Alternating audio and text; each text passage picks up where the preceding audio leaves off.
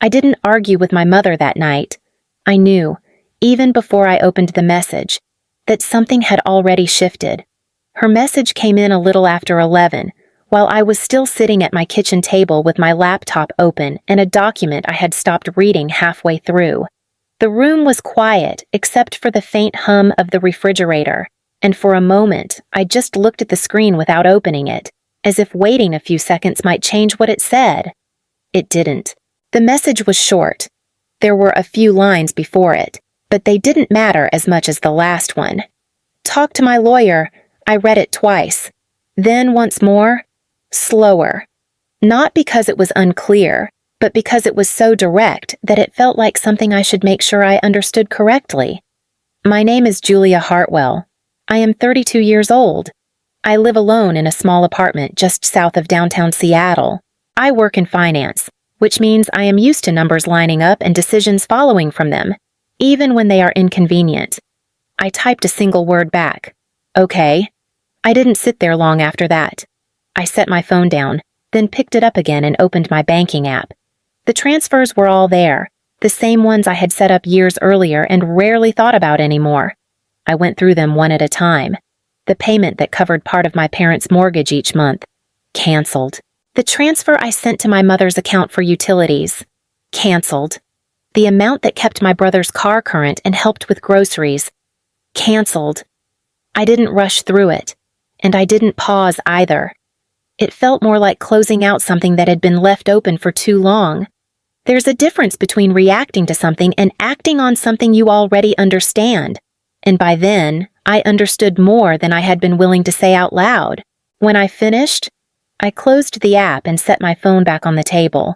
I stayed there for a minute, not thinking about anything in particular, just noticing how quiet the apartment was again. Then I turned off the light and went to bed. I slept through the night without waking up. The next day passed without any messages from her. No missed calls, no follow-ups. Nothing that suggested the conversation was still happening. It stayed that way until the following morning, when my phone lit up with her name again. When my mother called the next morning, I already knew what she was going to say before I answered. Her voice was tighter than usual, controlled in a way that told me she was trying not to sound worried. The mortgage didn't go through. She said, "Did something happen on your end?" I told her nothing had happened. There was a pause, just long enough to shift the weight of the conversation. Then, "Why wasn't it paid? I canceled it." I said. She didn't respond right away, and in that silence I could feel something settling into place. Not between us exactly, but inside her understanding of how things had been working. What she didn't say, and what I didn't explain, was how simple the system had always been. For the past 5 years, I had been sending them $3,500 every month, broken into parts that made it easier to manage and easier to ignore.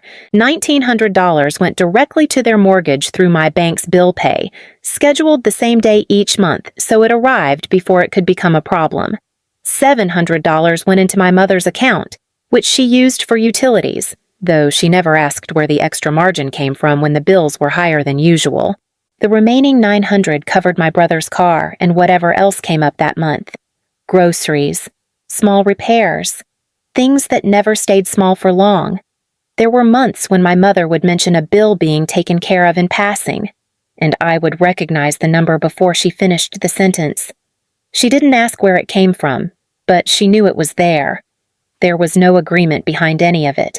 I hadn't signed anything or committed to anything beyond the transfers I chose to keep sending, and because it was quiet and consistent, it became something no one questioned.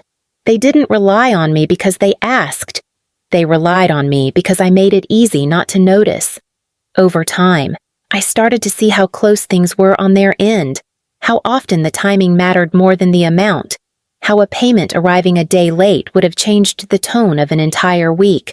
There was never much of a cushion, nothing set aside that didn't already have a purpose. I understood that without saying it out loud, and for a long time I adjusted around it, the way you adjust to something that keeps working. That morning, for the first time, it didn't start as something ongoing. It started as a single phone call on a weekday afternoon, Back when I had just settled into my first steady job and still believed most problems had a clear beginning and end, my mother called while I was at my desk. I remember stepping outside the building to take it, more out of habit than urgency. She told me they were behind on the mortgage. Not by much, she said. Just enough that it needed to be handled before it turned into something more serious. Her tone was careful, almost casual, as if the situation would stay small as long as she described it that way. "It's just a temporary bridge," she said. "We'll catch up next month." I asked how much they needed, and she gave me a number that felt manageable at the time, something I could move without having to think too hard about it. I transferred the money that same afternoon. There wasn't much discussion after that. She thanked me, and we moved on to other things the way people do when they want to close a subject quickly. At the time, it felt like the obvious choice, the kind of thing you do once and then don't have to revisit.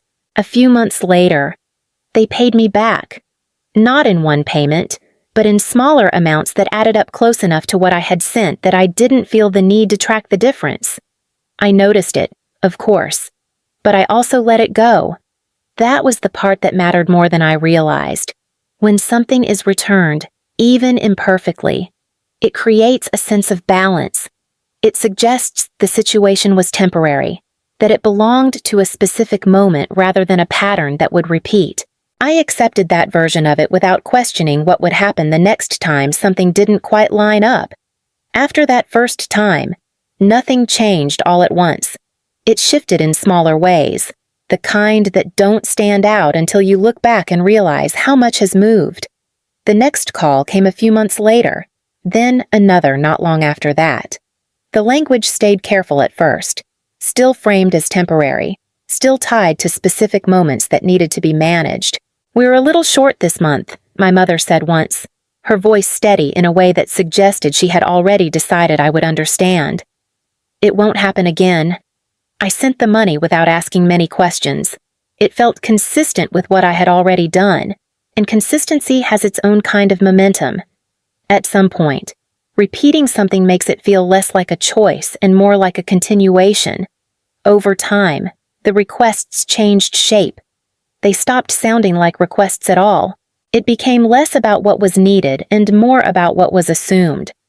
My mother would mention a bill in passing, or my brother would refer to something being taken care of without specifying how. The conversations didn't include me directly, but they included the outcome I had been providing. I adjusted the transfers to match what seemed necessary. Part of the mortgage became a regular payment. Utilities were covered before they had the chance to fall behind. Other expenses filled in the gaps without needing to be explained. No one sat down and defined it as a system. It just became one. I started to notice patterns in the timing. Payments were often close to their due dates, close enough that a delay would have mattered. There were occasional mentions of notices arriving in the mail, always described as minor, always followed by the same reassurance. "We'll cover it next month." They said it enough that it stopped sounding like a plan and started sounding like a placeholder. There's a point where help stops being help and becomes part of someone else's plan. And by then, whether I intended it or not, I had become part of theirs. While all of that was happening on their side, my own life was changing in ways they didn't really see. I moved into a more senior role at work, and with that came a level of stability I hadn't had before. The income was higher, the expectations clearer, and the decisions I made each day carried more weight. I adjusted to it the way I usually do, by keeping things structured and predictable. I didn't change how I lived. My apartment stayed the same, small and quiet, with just enough space for what I needed. I didn't upgrade anything or draw attention to the difference in my situation. It felt easier that way, and it kept certain conversations from happening. Information has a way of shifting people's expectations, even when nothing else changes. When I spoke to my family, I kept things general. Work was busy. Things were fine. There was no reason to go into detail, and over time, they stopped asking for it. Around that same period, I started keeping a closer record of the transfers I was making. It wasn't driven by concern at first. It was more a habit tied to my work. The kind of thing I do automatically when money moves in consistent patterns. Dates, amounts, where each transfer went. I organized it in a way that made sense to me and then left it alone unless I needed to update it. I didn't keep records because I expected a problem. I kept them because I understood how easily things get rewritten once enough time passes. The dinner wasn't planned as anything significant. It was just a weekend evening at my parents' house.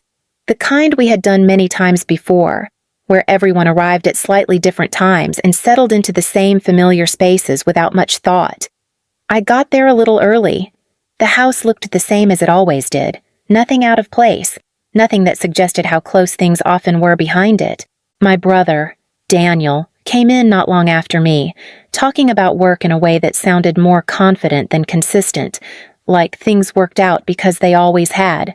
My younger sister, Lila, arrived last, moving quickly through the room, the way she always did when she didn't want to stay in one place too long.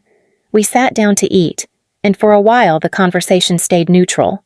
Work, schedules, small things that didn't require anyone to take a position.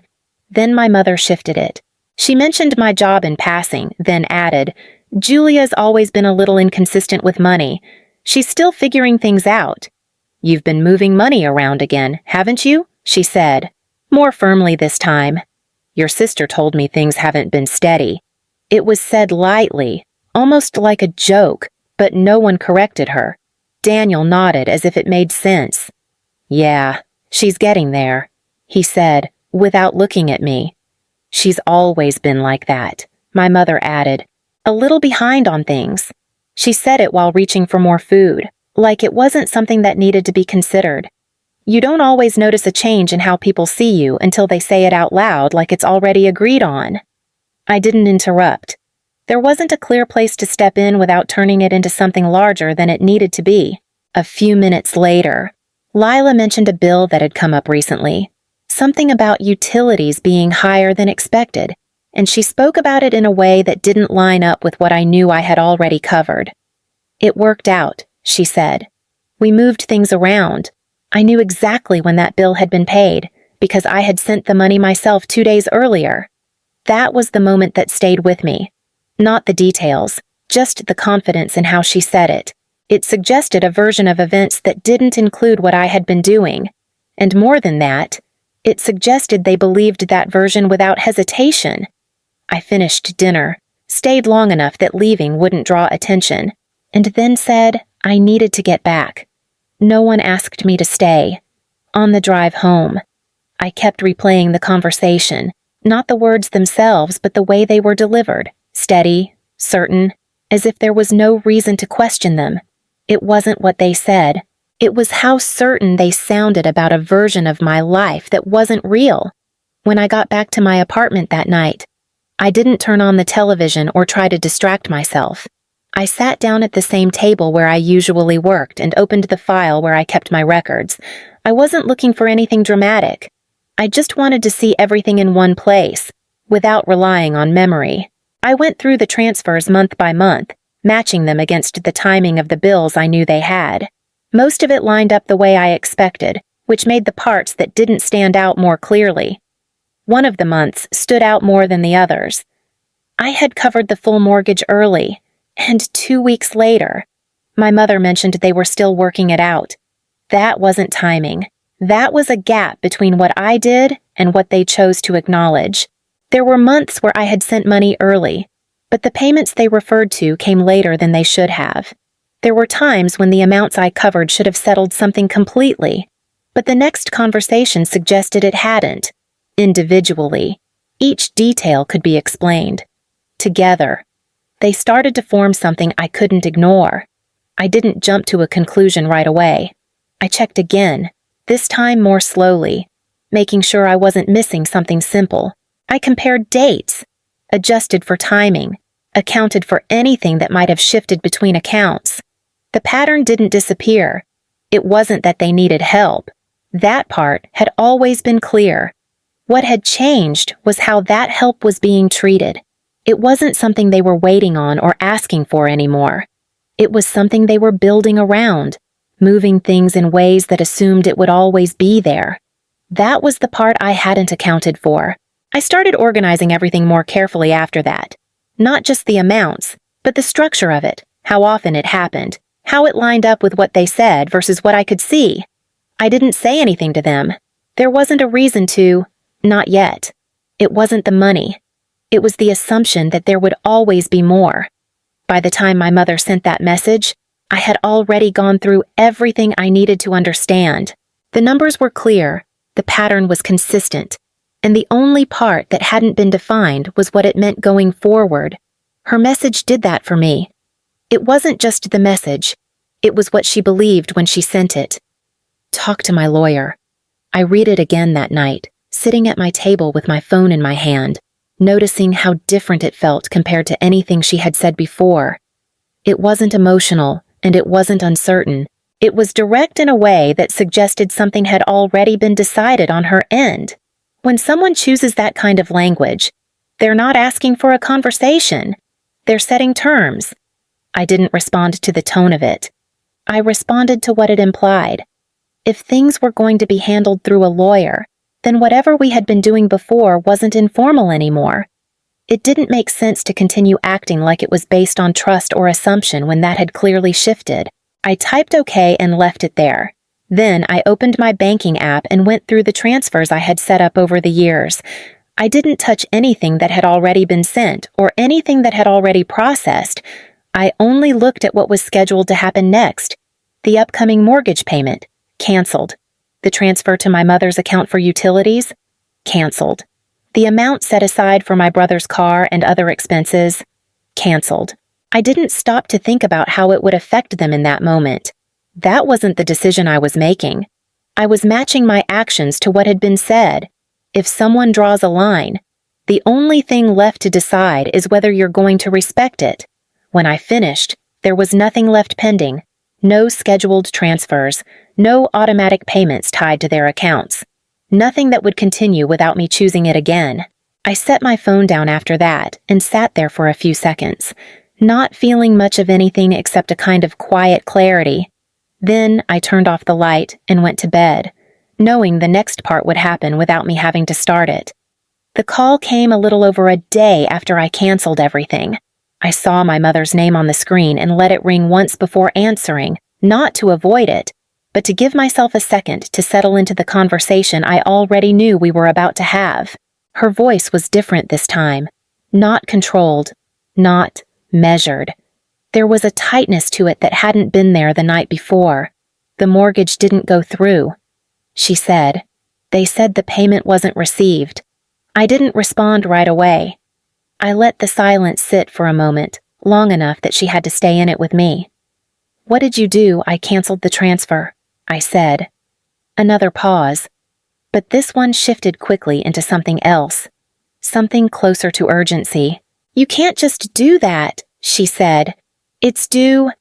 "I didn't just do it," I said. "I stopped doing it. I didn't change anything that had already been paid," I said. "I just stopped the ones that hadn't gone through yet. There's a point where explaining less makes things clearer, even if it doesn't make them easier to accept." She started to talk through options, mentioning timing, asking if I could put it back, if I could send it again just this once. The tone had changed from certainty to negotiation in a way that would have been hard to miss. "They're expecting it," she said. "We've always handled it this way." I didn't correct her, even though that wasn't accurate. "They were expecting a payment," I said, "from their account." The silence that followed was heavier than the one before. They thought I had taken something from them. I hadn't. I had just stopped covering what was already theirs. I went to see them a few days later. After the calls had slowed down and the urgency had shifted into something quieter, the house looked the same from the outside, which made it easier to step in without thinking too much about what had already changed. We sat in the living room. No one suggested moving anywhere else. I brought a printed summary with me, not formal, just organized in a way that was easy to follow. I placed it on the table between us and walked through it without raising my voice or adding anything unnecessary. "This is what I've been covering," I said, pointing to the monthly totals, $3,500, broken down the same way each month. My mother looked at the pages without interrupting. Daniel leaned forward slightly, then leaned back again, as if he wasn't sure where to place himself in the conversation. "That's not exactly how it worked," my mother said after a moment, but the words didn't carry much weight. "You should have told us," she said. "It is," I said, keeping my tone even. "You can check the dates." She didn't argue with that. Instead, she shifted. "So, what happens now?" she asked. "I'm not continuing the transfers." I said. There was a pause, longer than the others, but this one felt settled. There are moments when a conversation stops being about convincing someone and becomes about stating something clearly enough that it doesn't need to be repeated. We talked a little more after that, but it wasn't the same kind of conversation. The assumptions were gone, replaced by something more careful, more measured. When I left, nothing had been fixed. The mortgage was still theirs to figure out. The bills hadn't changed. The situation hadn't improved. I didn't change anything about their situation. I just removed myself from it. If there's anything I've learned, it's that helping someone shouldn't mean becoming part of what they depend on without question. At some point, you have to decide where support ends and responsibility begins, even if that line comes later than it should. I drove back to my apartment and sat down at the same table where everything had started. It felt quieter than before, not because anything had been resolved, but because I finally understood where I stood.